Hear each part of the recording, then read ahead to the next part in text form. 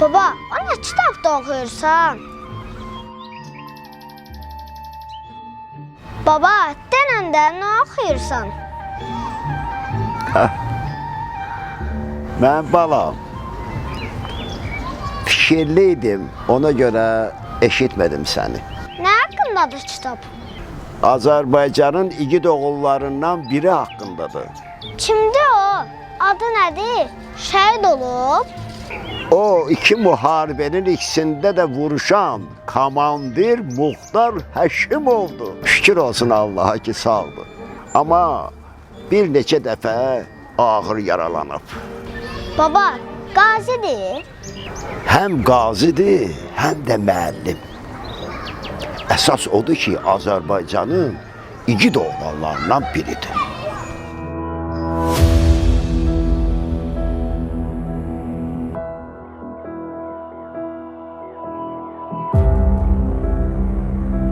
Cəsur insanların taleyi əksər hallarda bir-birinə bənzəyir.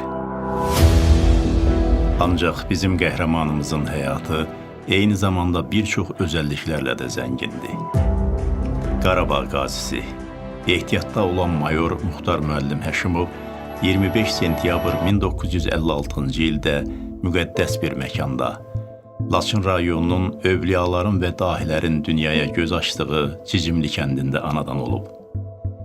Muxtar Həşimov 1964-74-cü illərdə orta məktəbdə oxuyub. 1975-1977-ci illərdə Sovet ordusu sıralarında hərbi xidmət keçib. O, 1984-cü ildə Mirzə Fətəli Axundov adına Azərbaycan Pedaqoji Rus Dili və Ədəbiyyatı İnstitutunu bitirib. O, ixtisası üzrə Laçın rayonunun Qorçu, Qızıldərəsi, Cicimli və Aşağı Cicimli kəndlərində müəllim və direktor müavini işləyib.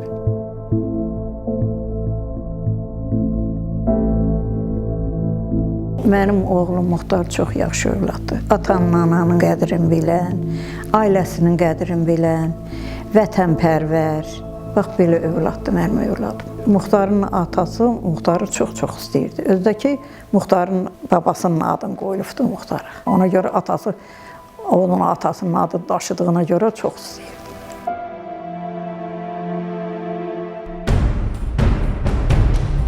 Milli Azadlıq Hərəkatı bütün ölkəni bürüdüyü zaman Muxtar müəllim də Bakıda, Sumqayıtda, Salyanda və digər bölgələrdə təşkil olunmuş mitinqlərdə çıxış edərək imperiya qüvvələrinin ölkəmizdən çıxarılmasını tələb edənlərin səsinə səs verirdi. 90-cı illərdə bizim Cicimli kəndi hər tərəfdən erməni kəndləri ilə əhatə olduğu vaxtda bizdə münaqişənin ən qaynar yerinə çevrildi kəndimiz. Məktəbdə rəhbər işləyirdim, məktəbin zabiti işləyirdim. Gündüzlər dərs deyirdik, gecələr kəndin kənarında postlar qurub müdafiə qurğuları ilə əhalini, dinc əhalini qoruyurduq. Artıq sərhəd kəndləri düşmən hücumlarına məruz qalırdı. Cicimli kəndi də hər tərəfdən düşmən kəndləri ilə əhatə olunduğuna görə daha çox çətinliklərlə üzləşirdi. Buna görə də Muxtar müəllim əli silah tuta bilən həm kəndliləri ilə birlikdə doğma yurtlarının müdafiəsinə qalxdı. Ordu qurulanda Laçında ilk silahlananlardan biri də mən oldum.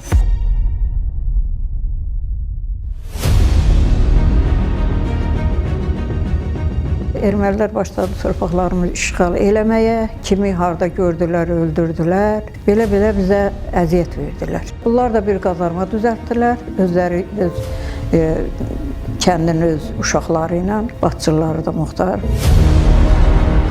1991-ci ilin sonlarında nizami ordu yaranmağa başladı. Muxtar müəllim də tərəddüd etmədən dərhal rəsmən ordu sıralarına yazıldı.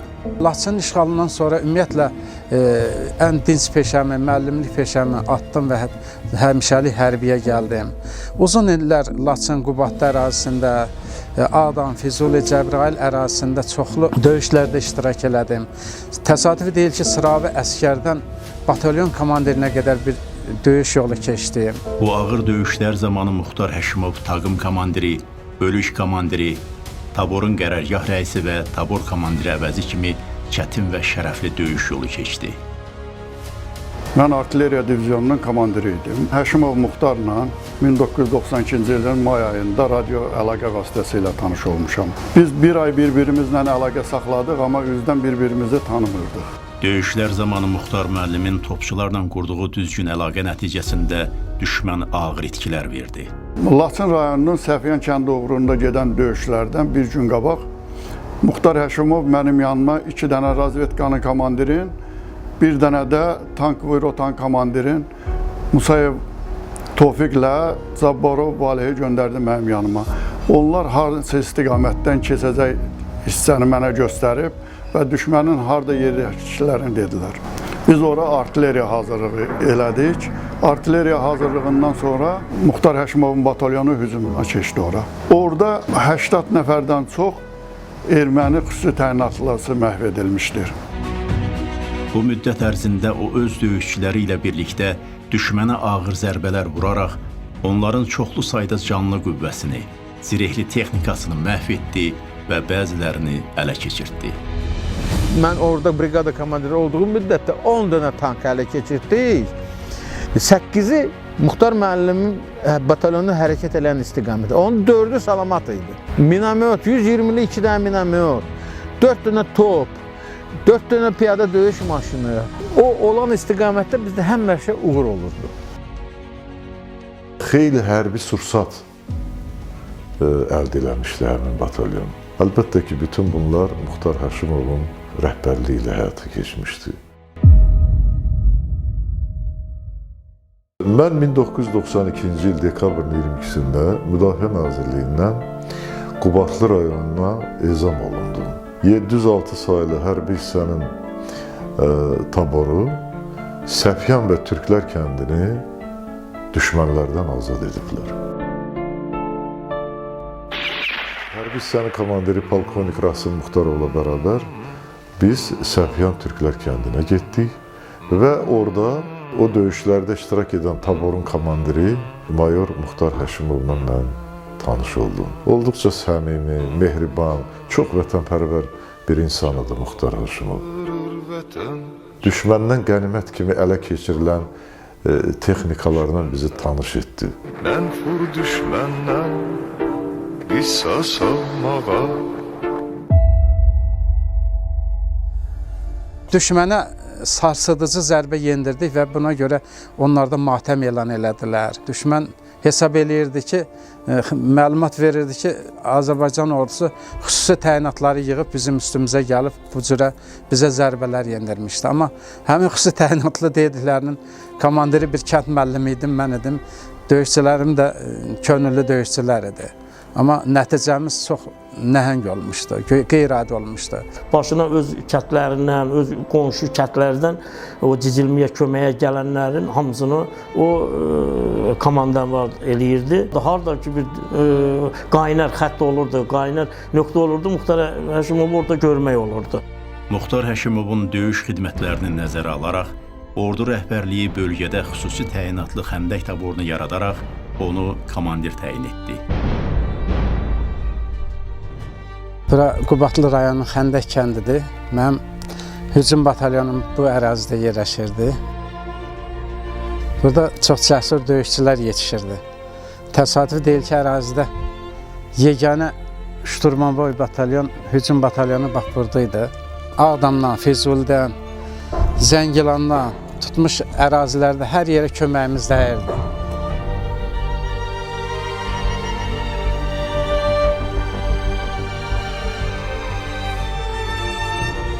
Necə bir kombat kimi tanıyıram səni, irəlidə gedən kimi tanıyıram. Mən sizi görmüşəm, həmişə əskərin qabağında gedən görmüşəm.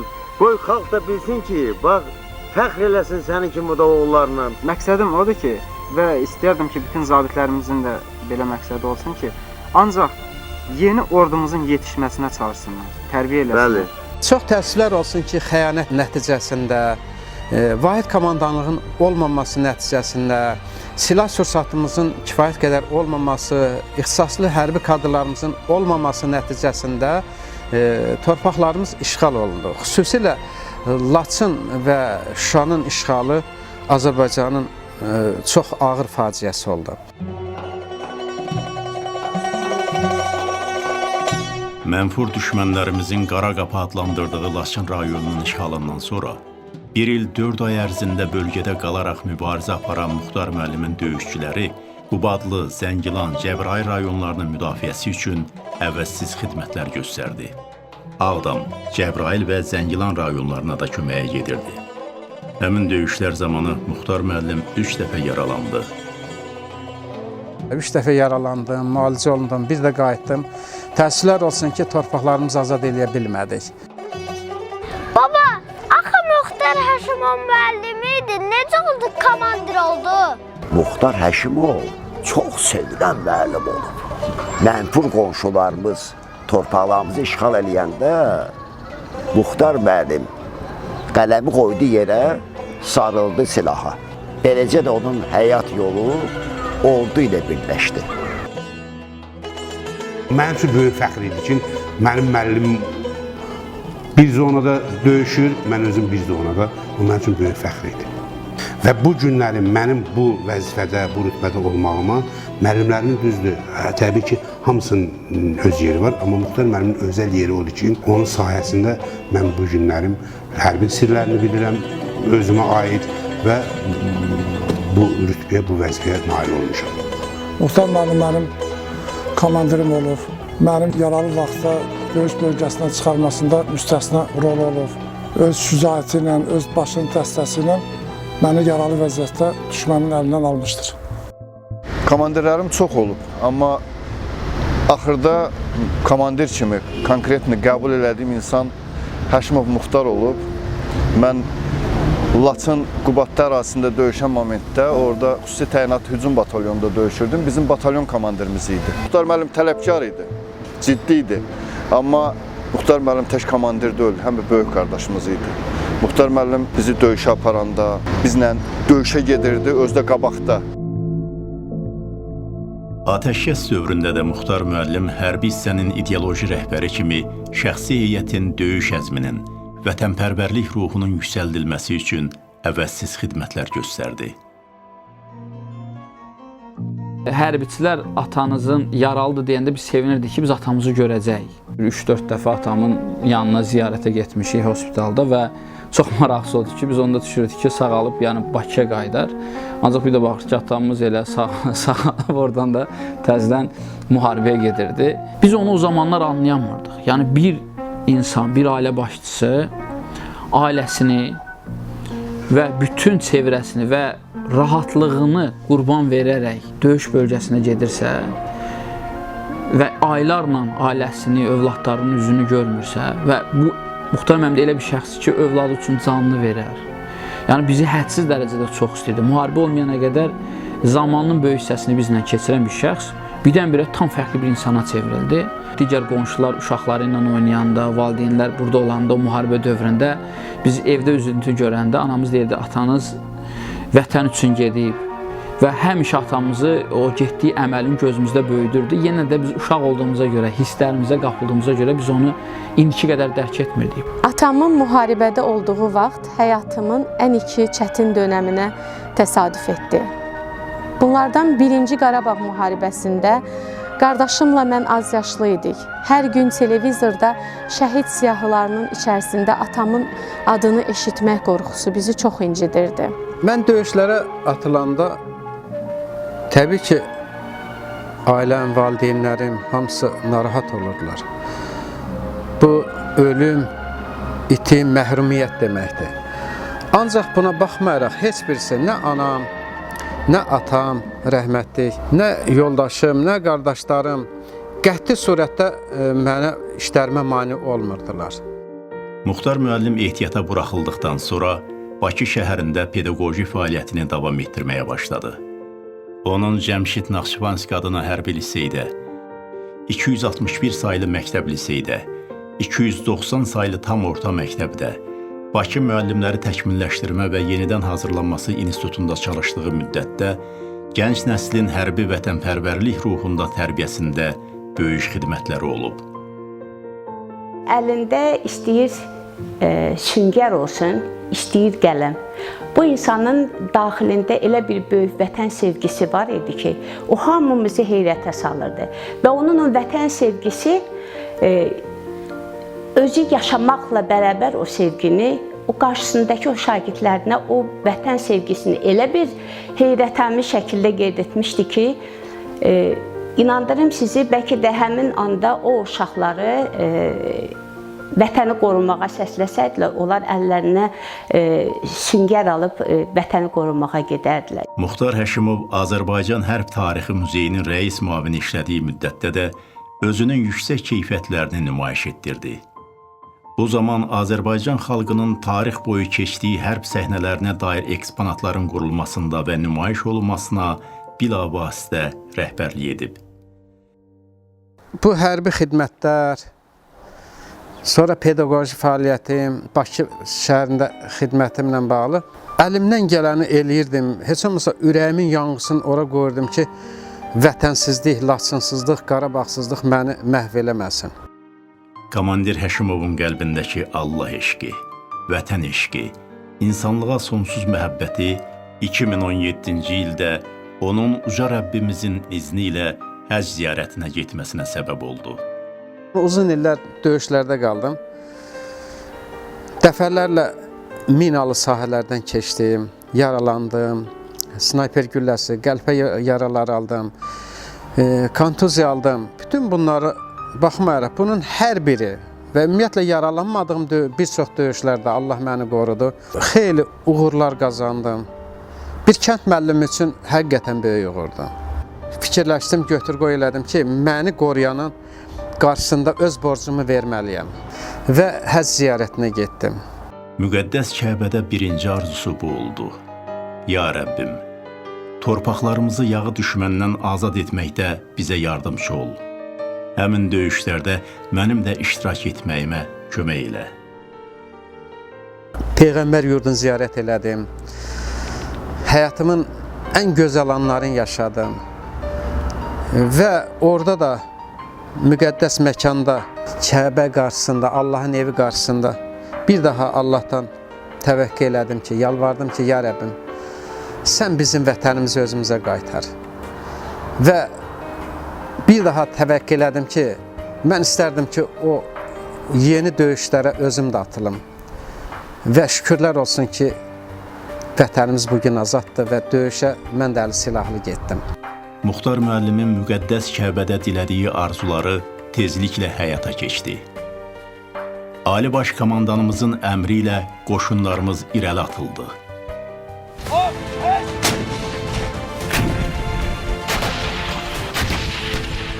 Yaşının 60-dan ötməsinə, şəkərli diabet, ürək xəstəliyi və 1-ci Qarabağ Savaşının iştirakçısı olmasına baxmayaraq, ordu rəhbərliyinin çağırışı ilə Muxtar müəllim də 30 nəfər Laçın könüllü bələdçiləri ilə birgə döyüşə atıldı. Baba, necə oldu ki, Muxtar Həşimov vətən müharibəsinə getdi? Bəs o 1-ci Qarabağ müharibəsində yaralanmamışdı? Mənim balam, Muxtar Həşimov elə zabitlərdəndir ki, dəfələrlə yaralanmağına baxmayaraq, rəhbərliyin çağırışına dərhal cavab verdi. Heç düşünmədən dəstəsi ilə döyüşə hazır oldu. Və nəhayət 30 ilə yaxın bir dövr keçəndən sonra Cənab Ali Baş Komandan irəli əmrin verdi. Xalqımız bir nəfər kimi ordu rəhbərliyinin arxasında birləşərək irəli atıldı. Mən də çox çalışdım ki, orduya cəlb olunum. Ancaq müharibənin 15-ci günündə Müdafiə Nazirinin rəhbərliyi məni çağırdılar ki, bəs ali rəhbərliyin göstərişi var ki, 92-ci ilin bacarıqlı zabitlərindən, ərazini tanıyan zabitlərindən bizə köməklərinə ehtiyacımız var. Gedərsənmi? Təbii ki, mən də böyük məmnuniyyətlə razı oldum və onda hörmətli generalımız dedi ki, bu gecə vaxt verik sənə, 92-ci ildəki döyüşçülərinizdən yığın, sabah sizi aparacaq Daşpırna. Vətən müharibəsi başlayanda, oktyabr ayının 16-sı Muxtar müəllim zəng elədi. Dedi, Hacı dayı, müharibəyə hazırsanmı getməyə? Dedim, bəli, Muxtar müəllim, hazıram. Biz Muxtar müəllimlə bərabər Müdafiə Nazirliyinə getdik. Oradan bizi döyüş bölgəsinə yola saldılar. Baxmayaraq ki, əksəriyyətimiz yaralıyıq, əksəriyyətimiz müəyyən problemlər, xəstə, səhhəti ilə bağlı hamı bir nəfər kimi atıldı səngərə, ordumuzun yanına gəldi. 44 günlük müharibə zamanı mən ikinci dəfə ana olmağa hazırlaşırdım və atamın müharibəyə getməsi, həm onun səhhətinin yerində olmaması, həm yaşının müəyyən qədər olması və üstəgəldə qazi olması bizi narahat edirdi. Müharibə başlayan günündən atam hər gün divanın üzərində əyləşib, Ali Baş Komandanın çıxışlarını diqqətlə dinləyib, çox üzülürdü. Mən burada yox, orada olmalıyam. Müharibənin ən qanlı qadalı dönəmində artıq atama xəbər gəldi. Hazır ol və öz köhnə döyüş yoldaşlarını da yığ, gəl. Və atamın o sevinci, sevinə-sevinə çantasını yığmağını görüb heç kim ürək eləmədi ki, ona yaxınlaşıb desin ki, getmə. Çantasını yığanda yalnız bu sözlər deyirdim. Qızım, məni də başa düş, bilirəm sən bu dönəmində qoyub gedirəm, amma məğlub Mayor Həşimov olaraq yox, artıq inanıram ki, qalib Mayor Həşimov olaraq qayıdacam. Və bu həm sizin övladlarınız üçün bir fəxr olacaq. Bu sözləri eşitdik və atamı çox gözəl bir şəkildə yola saldıq. 44 günlük müharibənin böyük hissəsini orada oldu və bu yaşında və səhhətində dəfələrlə yaralanmağına baxmayaraq, yəni bunu sözlərlə izah edə bilmərəm də. Bir övlad üçün sadəcə fəxr edə bilərəm, qürur duya bilərəm ki, belə bir valideynin oğluyam. Mən Muxtar müəllimi 91-92-ci illərdən, müharibə başlayan illərdən tanıyıram. Muxtar müəllimlə biz 2-ci Vətən müharibəsində də bir yerdə iştirak elədik. Muxtar müəllim orada keçmiş təcrübəsindən, Muxtar müəllim vətənpərvərliyindən, orada nizamından, həqiqətən də Muxtar müəllim bir vətənpərvər, bir qəhrəman oldu. Bu 64 yaşında gəlib çıxıb bura. Burada döyüşür, burada snaryadın altında minamyot, yağış kimi göydən snaryat yağır. Muxtar müəllimin də bu 2-ci Vətən müharibəsində, bu qələbədə öz payı var. Şükürlər olsun bu günə. Vətən həsrəti ilə alışıb yanan ürəklər indi vətənə qovuşurlar. Allah bütün hərbiçilərimizi, Allah bütün insanlarımızı, Allah bütün türkümüzü qorusun. Amin. Qələbə ilə Laçına. Amin inşallah. Amin. Oğlum döyüşəndə mən ona qürur duyurdum. Deyirdim, şükür ki, mənim belə qəhrəman qorumayan oğlum var. Allah eləsin ki, valla vətənin qoruyasan, siz qorumayanda kim qoruyacaqdır? Hamı analar mənim kimi desəydi, ən yaxşı olardı. Mən 6 övladımın 6-sı ilə də fəxr eləyirəm. Tərbiyəli övladlar böyütmüşəm, tərbiyəli nəvələrim olubdur. Heç birisindən narazı deyiləm, hamısından da qürur duyuram. Bizim gecə postlarının qurulmasında, gənc əsgərlərin, zabitlərin növbət çəkməsində böyük köməyimiz olurdu. Hətta döyüşlərin gedişində də iştirak eləyirdik. Bir neçə döyüşlərdə, kəşfiyyat döyüşündə, açıq döyüşlərdə bizim bələdçi kəşfiyyatçılarımız iştirak elədilər şərəflə. Bir neçə nəfərimiz yaralandı və qələbə gününə qədər biz mübarizə apardıq. Bu dəmir yumruq onların belini qırdı, onların başını əzdi.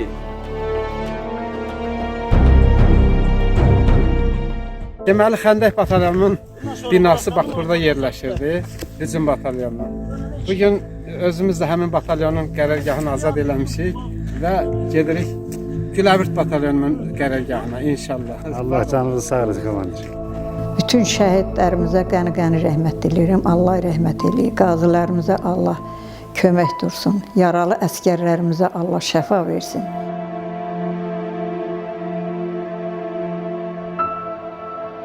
Hər bir valideyn çalışır ki, onun övladları örnək bir olsun. Gələcəkdə vətəninə, millətinə, dövlətinə xeyirli bir gənc olsun. Təbii ki, bizim də övladlarımız var. Biz şanslıyıq ona görə ki, bizim övladlarımıza onu öyrətməyə ehtiyac yoxdur. Çünki onlar babalarından bunu artıq görürlər, öyrənirlər və çünki zamanlarının böyük hissələrini babalarından keçirirlər. Tam arxayınıq ki, artıq bizim övladlarımız, həm mənim, həm bacımın övladları vətən eşqi ilə, millət eşqi ilə böyüyür və düşünürük ki, inşallah da yararlı gənclik olaraq da böyüyəcəklər.